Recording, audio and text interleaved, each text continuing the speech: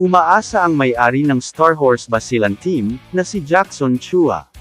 Natutuparin ng pamunuan ng Terra Firma, ang pangako nitong panatilihing buo ang koponan, hanggang sa ma-finalize ang paglilipat ng prangkisa. Nagtitiwala ang may-ari ng Star Horse, sa pangako ng Terra Firma na wala ng mga trade. Umaasa si Jackson Chua ng Star Horse Basilan, na hindi ipagpapalit ng Terra Firma jeep ang mga pangunahing manlalaro, habang tinatapos ang kanilang pagbebenta ng prangkisa.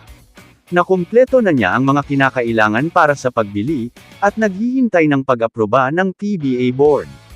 Tiniyak ni Chua na walang conflict sa Northport para maiwasan ang pagbebenta. Kung tatanggihan, handa siyang mag-apply muli sa hinaharap.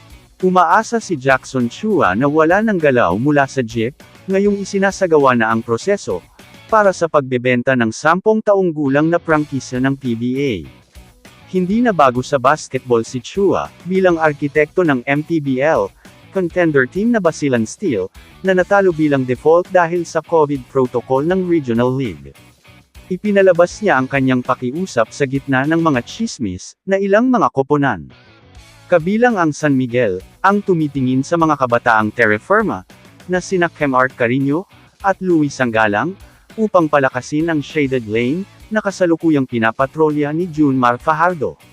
Maaaring maging bahagi ng package ang underutilized big man, na si Mola Tautua. Gayunman, inihayag ni Chua na ang Terra Firma Management, sa pangunguna ni Team Governor Bobby Rosales, at Consultant Joe Lipa, ay itinanggi na ang tsismis, sa isang pulong na ginanap sa kanyang Red Dynasty Restaurant, ilang araw na ang nakakaraan. Inihayag ni Chua na nakumpleto na niya ang lahat ng kinakailangan, para sa pagbebenta.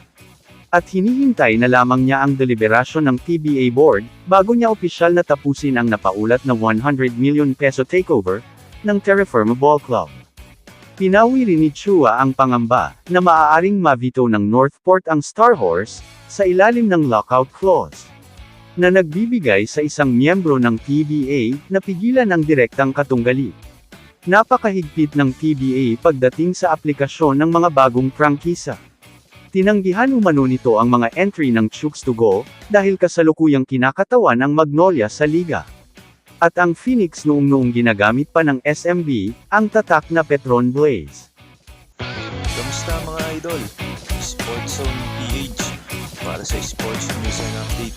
Kung bago ka pa lamang dito sa channel ko, pindutin mo na ang subscribe button at notification bell, para lagi kang update sa mga sports news.